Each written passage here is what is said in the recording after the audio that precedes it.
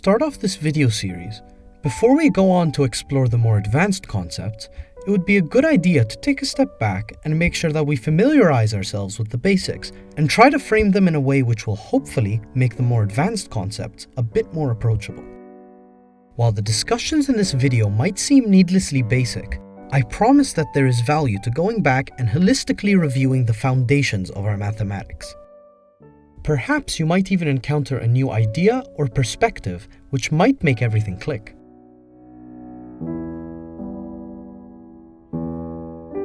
The way we generally think about numbers is based off of their physical interpretation. Numbers were originally developed as a formal system of symbols to represent physical quantity. For example, here we have 1 apple, here we have 2 apples, 3, and so on until we reach 9. Now, to save us from having thousands of different symbols for larger and larger quantities, we developed number systems such as the one which is most widely adopted today, which is the base 10 number system. In our base 10 system, we only have 10 symbols for numbers, being 0, 1, 2, up until 9, and after 9, we use combinations of these 10 symbols to count an infinity of numbers. Having 1 digit represents the quantity of single apples. Adding an extra digit allows us to count the quantity of tens of apples. And an extra digit allows us to count the quantity of hundreds of apples, and so on. In general, our number system is based off of powers of 10, which is normally referred to as a natural number system, as we have 10 fingers on our hands. In fact, in anatomy, digits are another name for fingers, thumbs, toes, etc. Other very important number systems are the binary, which is base 2, octal, which is base 8, and hexadecimal, which is based off of powers of 16. Binary's importance as a number system is largely based off of its utility in modern technology. Because the binary system is based off of powers of 2, it only has 2 digits, which are 0 and 1.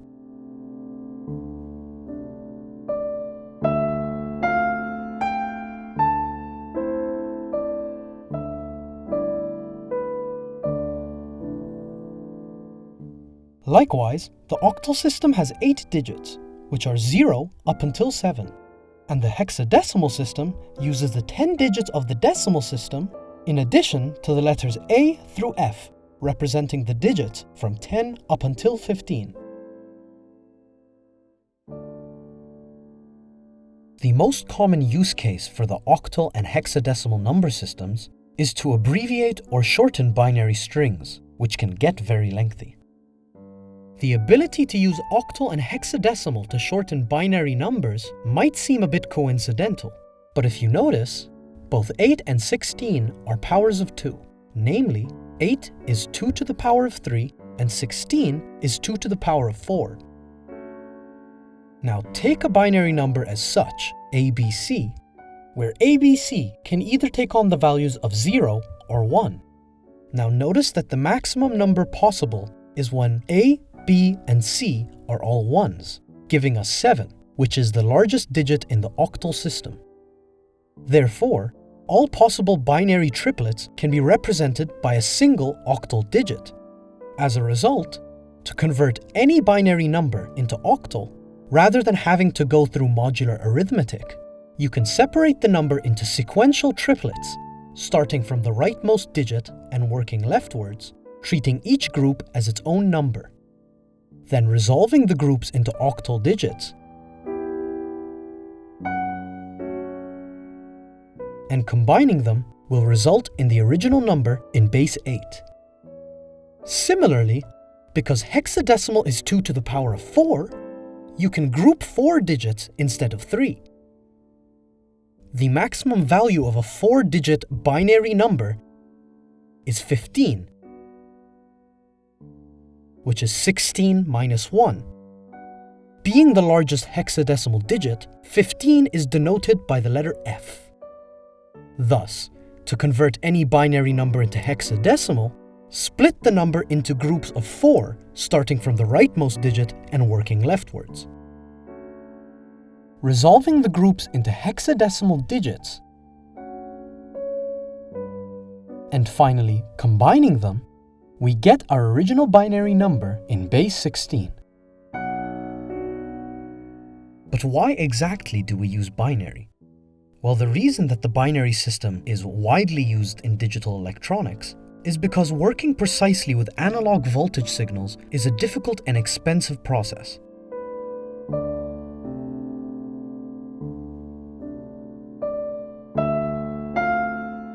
Ideally, we would have an infinite number of voltage levels which could be used to register and output information. However, electronic signals are not generally perfectly level. Harmonics, along with other factors, can cause fluctuations in the signals which causes slight deviations from the intended value. Now, because we can't have infinite voltage levels, let us choose a base 10 system, for example. However, in this base 10 system, it would be quite common for regular signals to fluctuate between voltage levels. Thus, if we want to reliably handle data at high speeds, which means more data can be handled in a shorter time, a significant amount of filtering, processing, and electromagnetic isolation would be necessary. Using a binary system gives us just two voltage levels to work with, which are dubbed logic level high when the signal is above a certain threshold, and logic level low when the signal is below that same threshold. The voltage threshold for any given device is dependent on the materials and design and can normally be found in the datasheet of the device. Transistor-transistor logic, or TTL for short, generally either relies on 3.3 volt or 5 volt signals. Here on the screen, the levels for a standard 5 volt TTL input signal are shown on a voltage graph, with the low state being around 0 to 0.8 volts, and the high state being around 2 to 5 volts, with an indeterminate region from around 0.8 volts to 2 volts. These voltage levels are determined by the characteristics of the semiconductor.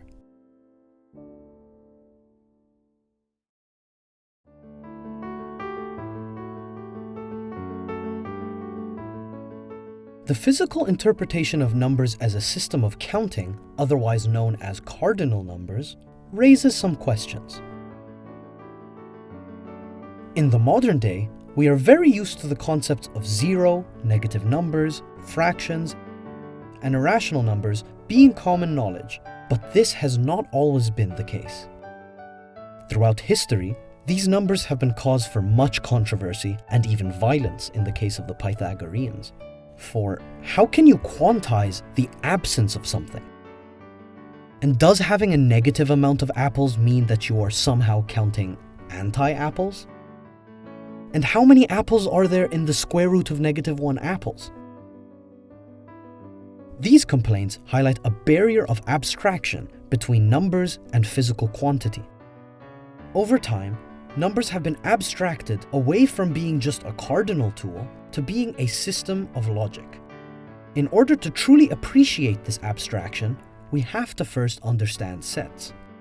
If we have an apple in front of us, we recognize that it is just one apple. Add another, there are two. However, if you were to now add an orange, you wouldn't count up to 3 because this new orange clearly isn't the same as the previous 2 apples. So we recognize that there are 2 apples and 1 orange. What this example has shown us is a bit subtle, but when pointed out seems obvious. Before we count what's in front of us, we subconsciously categorize the objects first. So, for example, for the first 2 apples, we recognize that they are of the same type of object, and thus we count 2 apples in front of us. Now add an orange, and we recognize that this new orange is not the same as the previous 2 apples, and thus is of a different type of object. The mathematical terminology for these types of objects is sets, and the human intuition for sets is generally more inherent than our intuition for numbers. Mathematically speaking, a set is an abstract collection of elements, where elements could mean any number, object, action, etc. An element is just a thing. sets can either be represented graphically, which should be reminiscent of Venn diagrams, or textually using set notation. So now, going back to the previous example, there is a set we shall call A, containing 2 apples, another set we shall call O, containing an orange, and a set we shall call S, containing both of the sets. This set S is a set of all objects in front of us, which in itself can also be contained within a set we can call F, containing all fruits. The sets are arbitrary. The most important thing to understand about sets is that they are defined on an as-needed basis. There is no universal list of sets. They are a formal extension of our inherent ability to categorize and group things. Thus, sets are defined to match the problem at hand and can contain whatever you want them to, in whatever order, and be as large as desired. The usefulness of sets is boundless, but the use case which is most useful to us is using sets to provide a bird's-eye view of numbers and units. The cardinal or counting numbers consist of the numbers 1, 2, 3, and so on, and the set containing all cardinal numbers with the addition of the number 0 is called the natural numbers, denoted by this n-like symbol. There is a debate about whether or not 0 is a natural number, though for most intents and purposes, it is. With the introduction of negative numbers, we have now built the set of all integers, denoted by this z-like symbol. The natural numbers are a subset of the integers. Now, with the addition of ratios of integers, we now have the set of all rational numbers, denoted by this q-like symbol. The integers and the natural numbers are subsets of the rational numbers. Despite the set of all rational numbers being unfathomably large, it does not contain all possible numbers. Since the times of ancient Greece, we have known of numbers which cannot be expressed as a ratio of integers.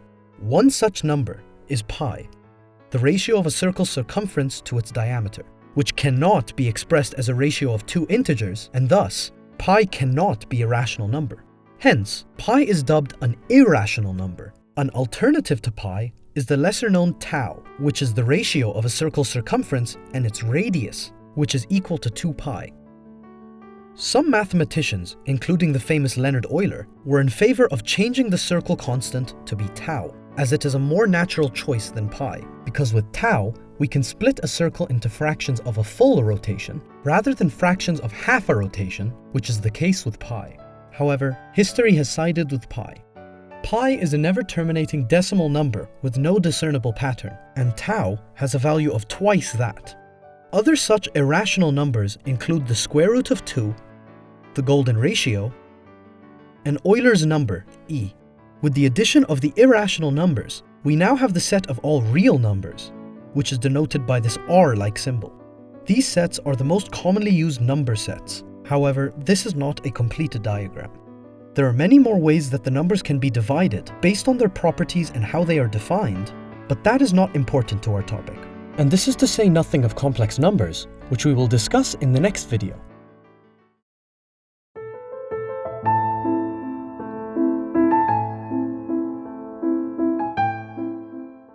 Now that we have a good idea of numbers, it would be nice to have a discussion about operations.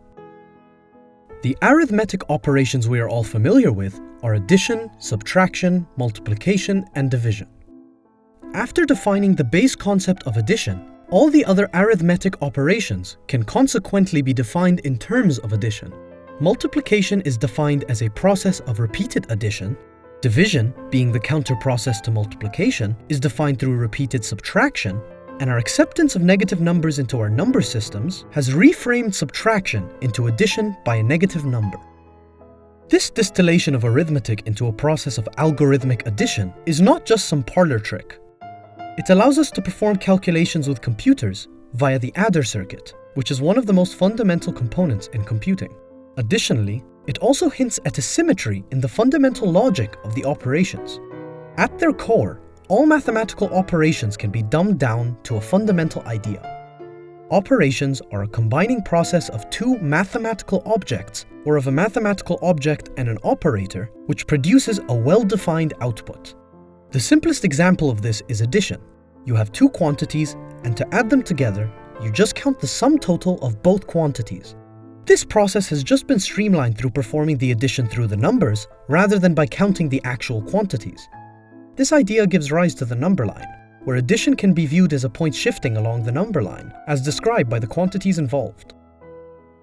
Now, multiplication is defined as adding a quantity to itself a certain amount of times.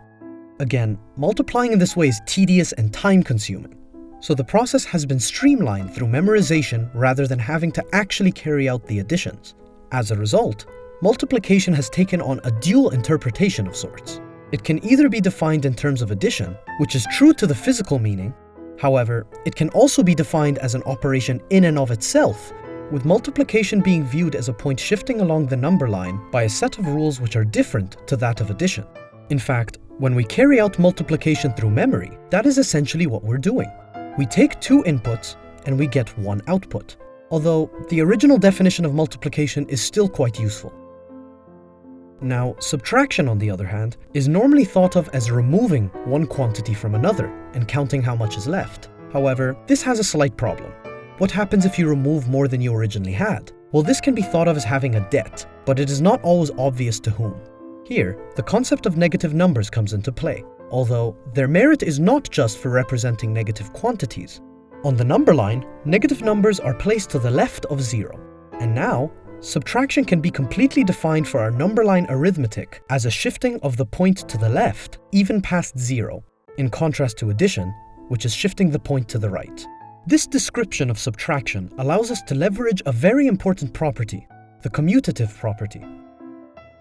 Because subtraction is just addition by a negative number, it doesn't matter which number comes first. The result is the same. This commutativity would not make sense without a grasp of negative numbers. So now we have defined addition, subtraction, and multiplication to be commutative and based on addition. What about division then?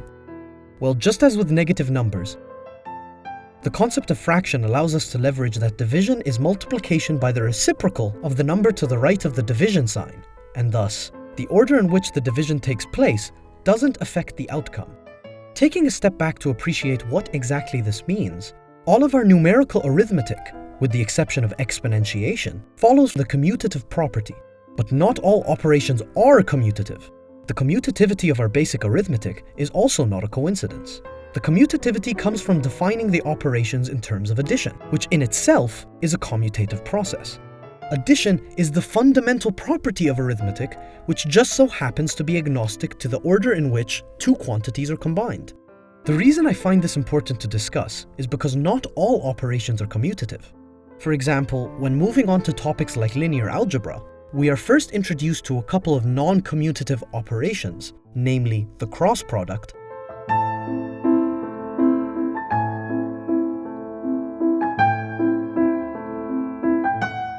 and matrix multiplication.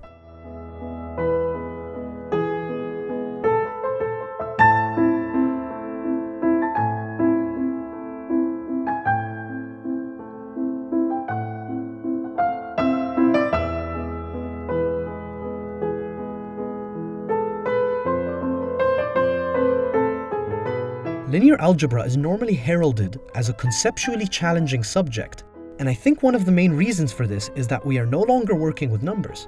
We're working with vectors and transformations, which are not compatible with our numerical arithmetic. Addition mostly remains intuitive, but matrix and vector multiplication must be defined by completely new rules.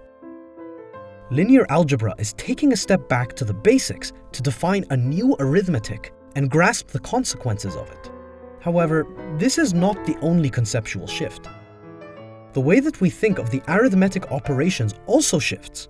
Rather than being an operation between two numbers, operations are now seen as transformations of a set to give a new set. Let's take addition as an example. Before, we would have placed a point at 2 and shifted it 3 units to the right. However, now we aren't going to just add 3 to 2, but we are going to take the entire number line, which we shall call x, and transform it into the set y by adding 3 to every element. To do this, we shall use 2 number lines. One number line showing the original x, and the top number line will be the one being transformed. adding 3 to the top number line, we get the set y. Now if we look at x from the perspective of y, it looks as though x has shifted 3 units to the right. And from the perspective of x, y looks to have shifted 3 units to the left. There appears to have been a translation of the number lines. But which one moved? Well, let's take a closer look. If you compare the relative positions of the elements of x and y, it can be seen that if we want to know what happens to the element 2 under the transformation of adding 3, we just have to look at 2 on the x number line and look at the number at the same position on the y number line, which is 5. It appears as though our original number line is the one that shifted to the right by 3 units. Thus, addition can be seen as a transformation where the number line translates to the right by a certain number of units. This is why when we plot a function and change x for x plus some constant, the graph shifts to the opposite direction you'd expect. This is because the graph is plotted relative to the x plus c set, but our axes are still relative to the translated set x, which has shifted to the right by c units. Now, applying the same logic to multiplication,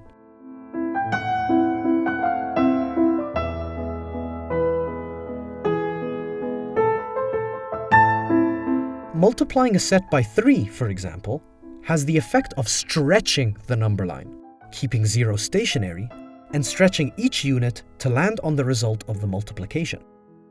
Division, likewise, is a squishing of the number line.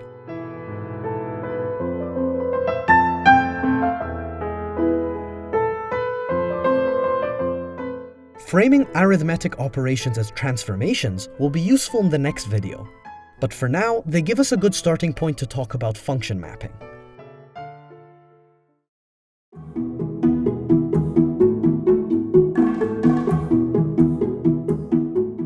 We are all familiar with the machine representation of functions we learnt in school, where every function has 2 sets: an input set, also known as the domain of the function, and an output set, also known as the range of the function. The function machine takes the domain set as an input and changes it into the range set at the output. This is a great description of functions, but it is more function-oriented. The main focus of this description is on the function and what it is rather than on the sets themselves. Whilst the standard approach is perfectly fine, set theory and linear algebra give us a more useful description for our purposes. Rather than a function just being a singular machine, it is rather a map from one set to another, telling you which elements of the domain map to which elements of the range. The actual form of the function, what its expression is often less important than the relationship between the domain and range. In algebra and calculus, a very common function expression is y is equal to f of x, and is most likely to read in your head as y is a function of x. However, looking at functions as a mapping changes the story. The expression now looks like this, which reads as f is a map from the set x to the set y. If you are used to the function machine concept, the function map concept might seem a little strange, unnecessary, and even trivial. However, thinking about functions as a mapping allows us to focus our attention on the fact that the items being operated on are sets, and f just maps between them. The actual expression of f is sometimes less important than the properties it has. In fact, looking at functions this way can shed light on a concept which is used in more advanced linear algebra, which is function spaces, which is the set of all functions which maps between 2 fixed sets. The topic of function spaces includes Hilbert spaces, which is a concept that is used in signal processing. Functions are often applied successively. Successive maps can be combined into a single map, or can be broken down into cascaded co-functions. Let's take an example of 2 functions, f, which maps x to y, and g, which maps y to z. Y can be written as f of x, which gives us g is a function which maps the range of f to z. We can define a function h, which is a function which maps x directly to z. The initial and final results of both cases are the same. One important thing to note, though, is that the order in which maps are applied and which sets they act on matters.